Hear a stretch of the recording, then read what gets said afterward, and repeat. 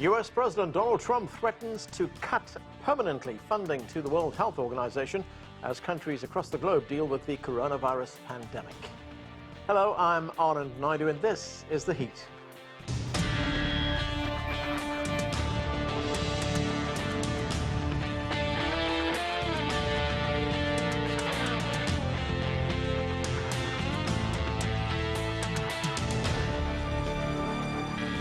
Nearly 5 million people have been infected with the new coronavirus around the world, and the death toll is close to 322,000. The United States is the country with the highest number of cases and death, and President Donald Trump is blaming the World Health Organization and China for that. For more, we turn now to CGTN's White House correspondent Nathan King. And Nathan, Trump also wrote that he might reconsider the United States membership in the United Nations body. What can you tell us about this? Yeah, he's threatening to pull out if reforms, which he doesn't actually state what they actually want reformed, aren't enacted within 30 days. Quite incredible. You know, the juxtaposition of world leaders addressing the World Health Assembly, the annual gathering for the WHO, and realizing, despite problems, it's so vital in fighting this pandemic, especially in the developing world. And then you have leaders pledging support for vaccines, or China pledging $2 billion. And then just a few hours later, this letter, which I really encourage everyone to read, because it really is a head scratcher in terms of facts just not being there and a very distorted timeline. But it kind of shocked everyone, because there was even a rumor that the WHO funding would be restored by the Trump administration.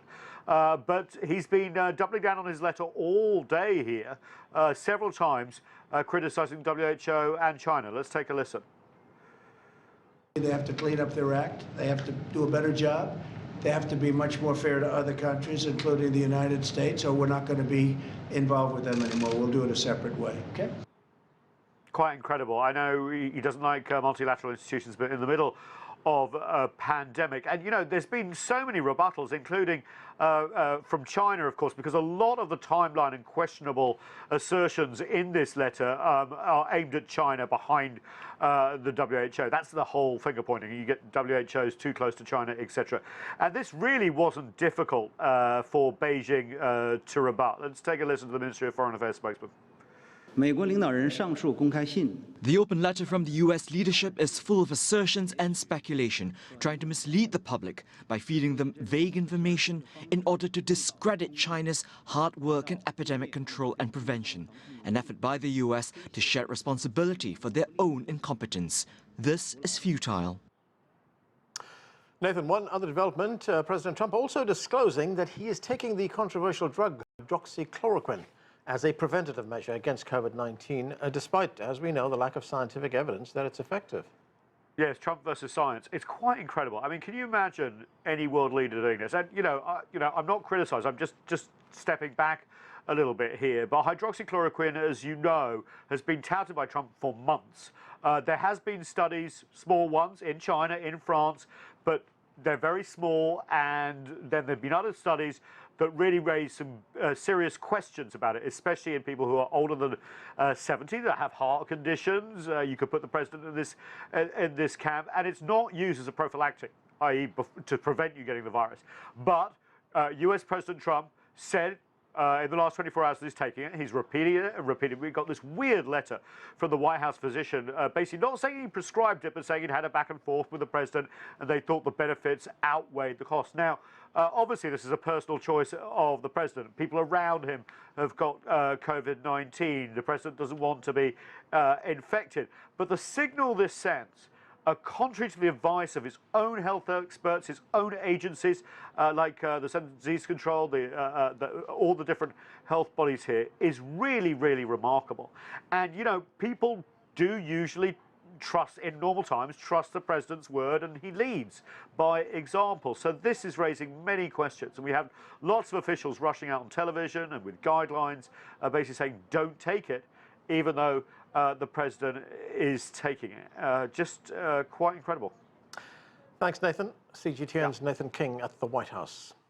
Now, the coronavirus has been with us for several months, and doctors around the world are learning and adjusting their treatments to save patients. Earlier today, I spoke with Dr. Jose Pascual, an associate professor of surgery at the Hospital of the University of Pennsylvania, and started by asking him what have doctors and scientists discovered about the virus thus far. One of the things that we've found through different weeks of going through this is that, first of all, you can protect yourself. Providers can readily protect themselves with PPE and then proper hygiene and cleaning of instruments and glasses and so forth. And that it is not extremely contagious at that level, but also that the disease is not just isolated to the lungs, but also affects the coagulation system, clotting in the legs and the lungs as well, and the vascular system of the lungs and the heart, and that those things have to be mitigated and managed earlier on to avoid complications. Dr. Pascual, do we know what's the major cause of death when one is infected by this virus? There's variable reasons why people might die in different settings. For example, the course, if you do not put the patient on a ventilator when they are deteriorating rapidly, then that might be a cause of death early on.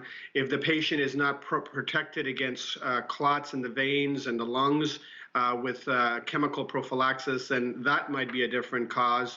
And then the last one, which is more insidious, is when everything seems to be improving slowly and you pull the breathing tube out, you pull the work done by the ventilator slowly, as we usually do. Sometimes patients deteriorate very quickly, require either reintubation or even escalation of ventilatory techniques, including turning the patient on their belly because their oxygenation cannot be achieved. There's been a great deal of work that's been done to try and find some kind of treatment. President Trump has caused a little bit of a controversy by saying that he is taking the drug hydroxychloroquine. Let's listen to what he had to say. You'd be surprised at how many people are taking it, especially the frontline workers, before you catch it. The frontline workers, many are taking it. I happen to be taking it. Hydroxychloroquine? I'm taking it, hydroxychloroquine. Right now, yeah.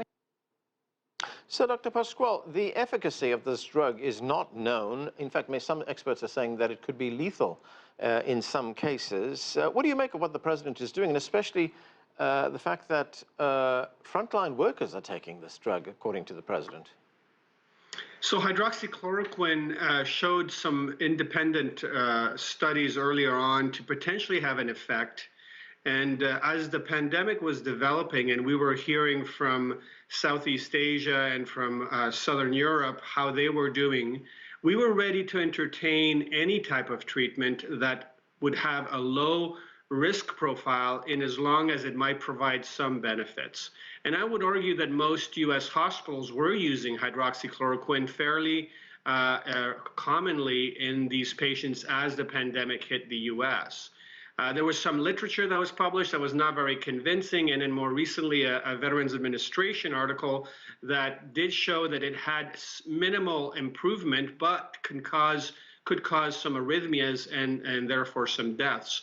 And I think overall the entire group of critical care specialists stopped using it. We certainly stopped using it when that data became evident. But there's a lot of things that we use in times when we don't know if it can help, in as long as the benefit may outweigh the risks, even if the benefits are small.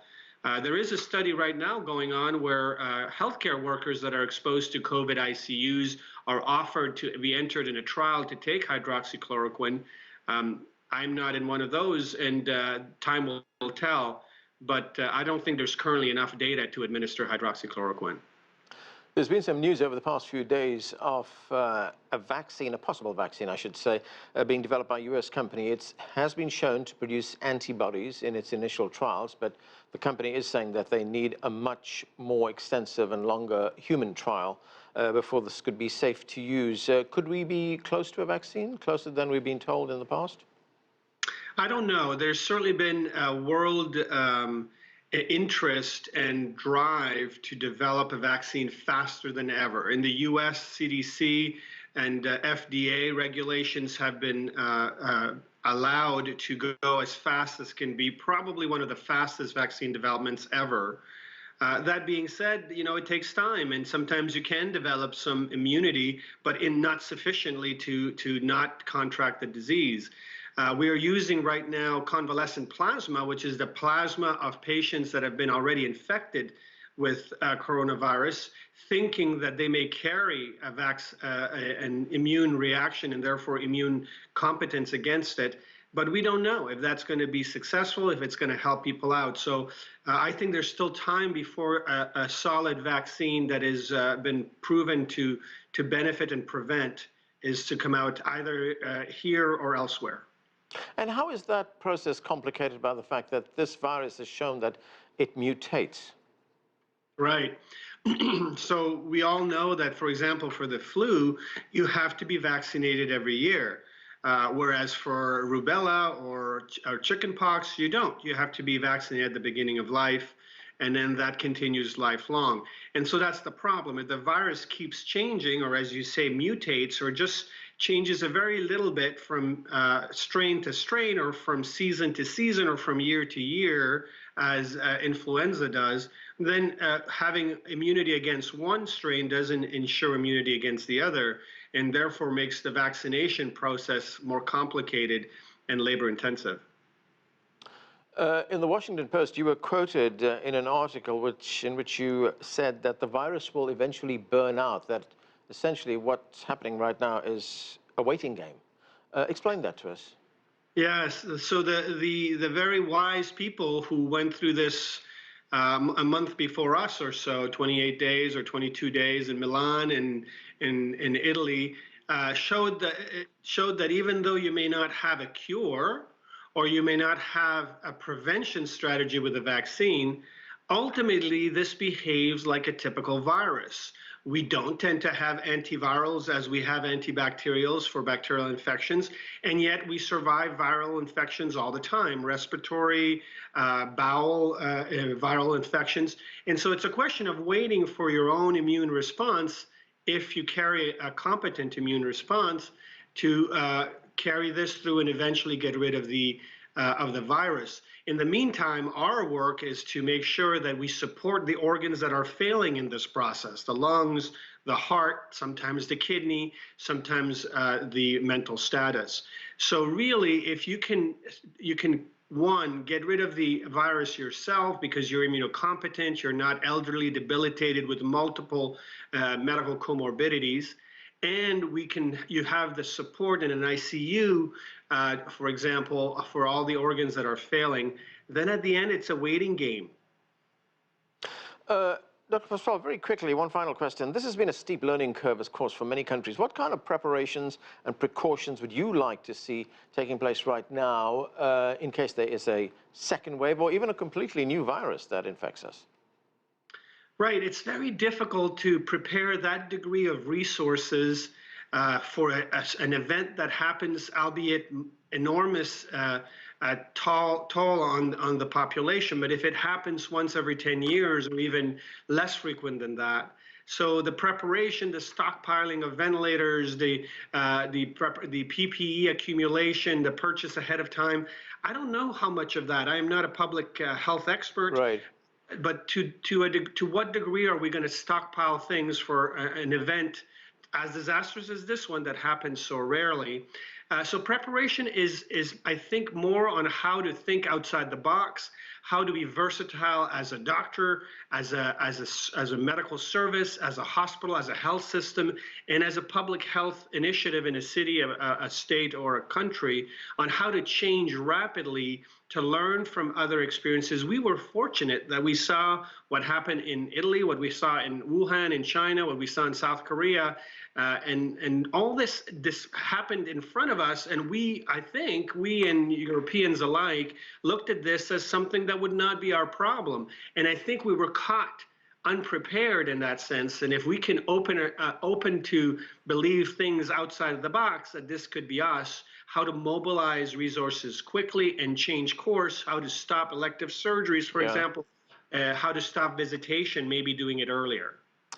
Dr. Jose Pascual, thanks so much for joining us. A pleasure. Thank you for having me. Well, to talk more now about the pandemic, let's bring in our panel here in Washington, D.C. Joseph Williams is a senior news editor at U.S. News and World Report.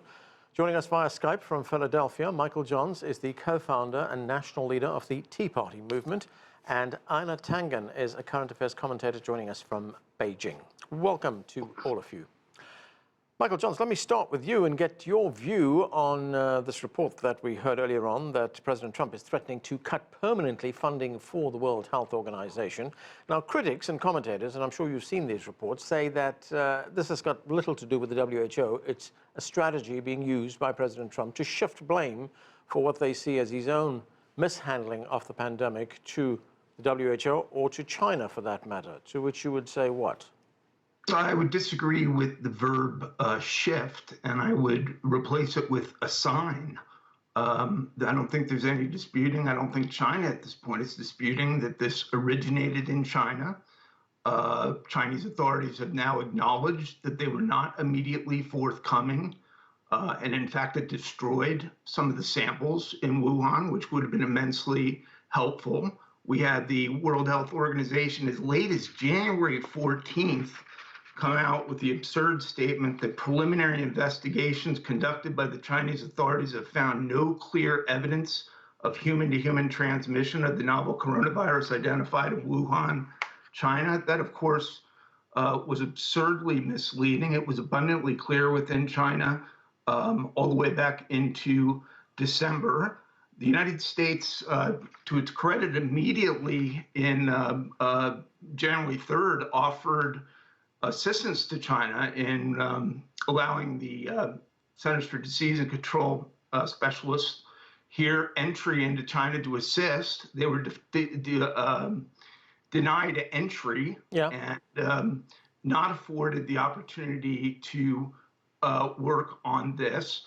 Information, data, patient data, all of which would have been immensely helpful to the U.S. and the world, was concealed by China, undeniably, and now more or less admitted. All right, which is authorizing its own, which is now agreeing to authorize an independent investigation into what appears to be malfeasance on their. Okay, let me go to Einar Tangen in Beijing to get his response to this. Einar, we looked at a timeline of what China had reported about this virus. We knew that China knew about it in the middle of December, reported it at the end of December, told the CDC and the WHO at the beginning of January.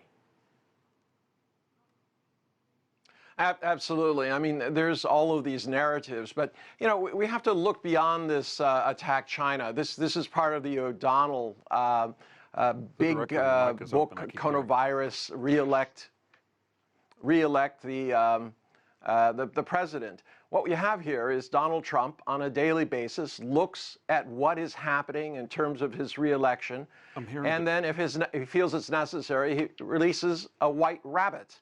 And in essence, what this does is, distracts attention from whatever is happening that day, especially if it concerns a virus or the economy.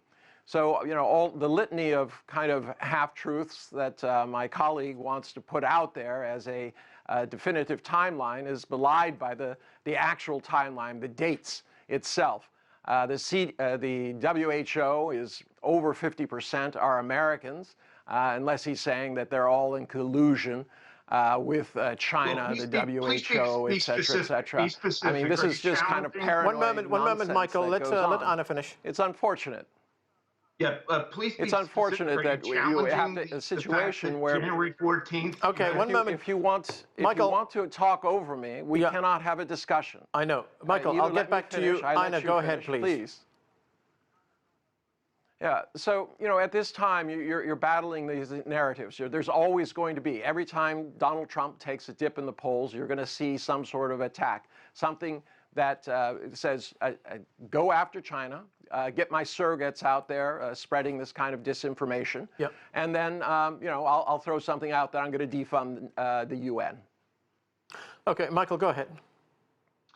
Well, there's no specificity in any of those allegations. I gave you a very specific quote from January 14th, which was based on information directly from China, because China also did not allow the World Health Organization in to look at this. They were very insular and secretive about it. we're looking at the very least weeks, some contend months of information not being communicated to the rest of the world that would have been immensely helpful. We know that Taiwan warned the World Health Organization about the transmittability of this as late. Yeah, Michael, you know, there is something else here. You know, I mean, from what you were saying, that the United States was totally dependent on what China said about the origin and the spread of this pandemic. But the United States intelligence agencies themselves told President Trump in 3 meetings that there was a danger of this pandemic spreading around the world. I agree with that. And I think we have 2 different issues here. One is the issue of funding the World Health Organization. And is this an organization that has become utterly too politicized to potentially function as intended? And the other is what the U.S. did. All right.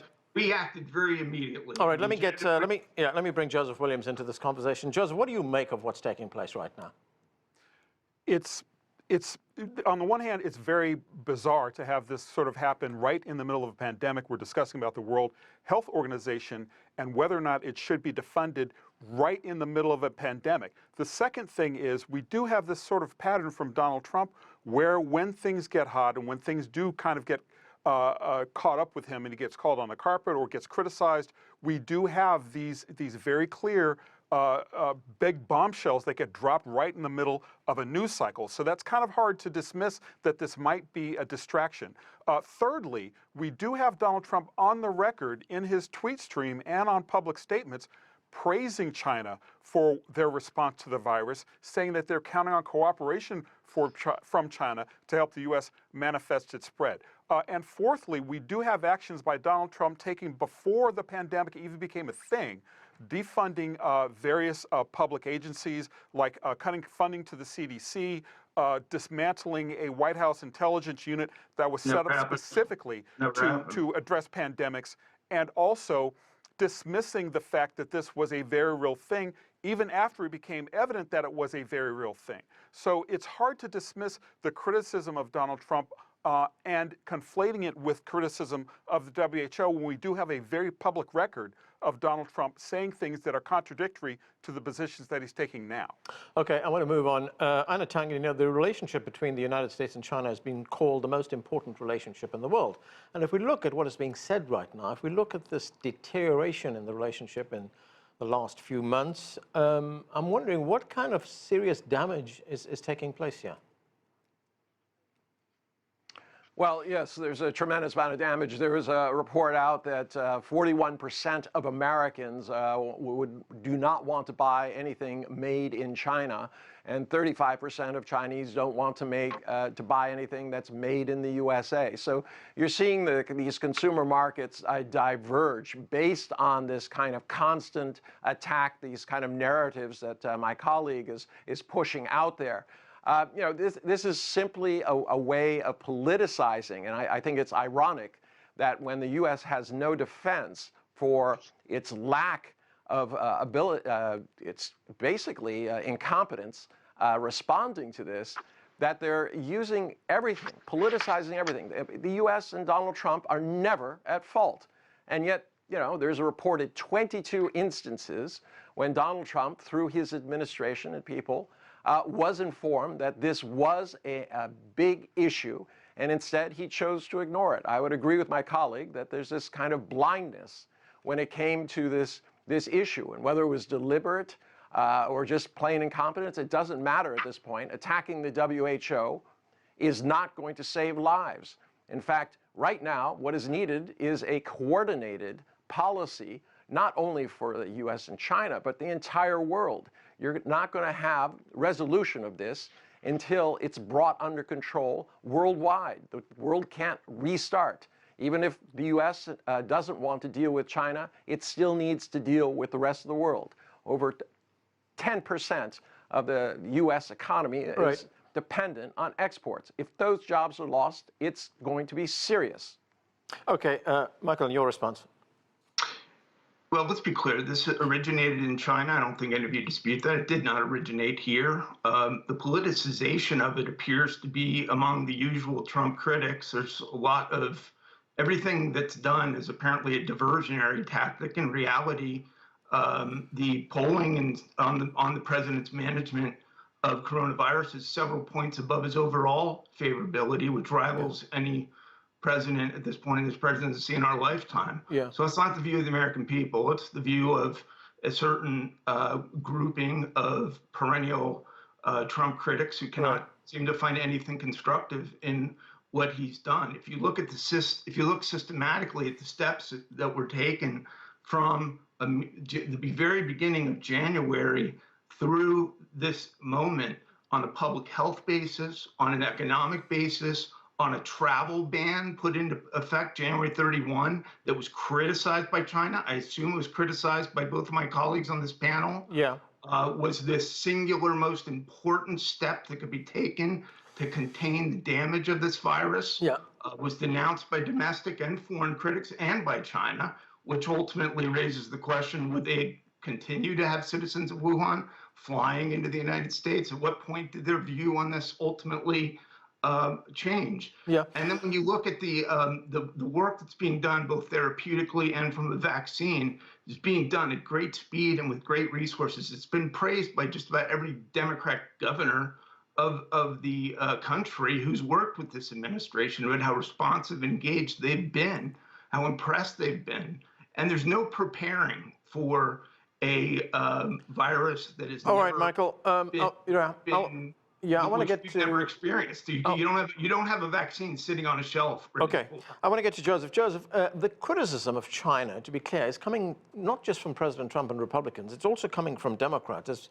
There's criticism on both sides of the aisle of China, and I'm wondering, we've heard President, at least the presumptive Democrat candidate, Joe Biden, say that President Trump is being weak on China, and both candidates have been saying that they're going to be tougher on China as the election campaign gets underway. I mean, I'm wondering to what extent China is going to feature in this election campaign. Sadly, it's going to feature quite prominently. As you mentioned, both sides. Joe Biden is trying to pin the China problem on Donald Trump and vice versa. As you know, leading up to the Democratic primary, Donald Trump and a lot of Republican operatives were looking to get a scandal going between Joe Biden, the work that his son does overseas, and make sure that that was a scandal that attached to him even before he got out to campaign. So very clearly, China's going to be an issue here. But I do want to kind of step back for a minute and suggest that this whole problem is part and parcel of what we're facing in the United States. I mean, we're politicizing a lot of things when we need China. China needs very us. quickly, Joseph. We have to cooperate, and it's going to, as long as one person is infected with a virus, the whole world is at risk. So we need to cooperate to get this under control. Okay, thanks to all of you for being with us. That is it for this edition of The Heat. I'm Arnold Gnaidu in Washington, D.C. Thanks for watching.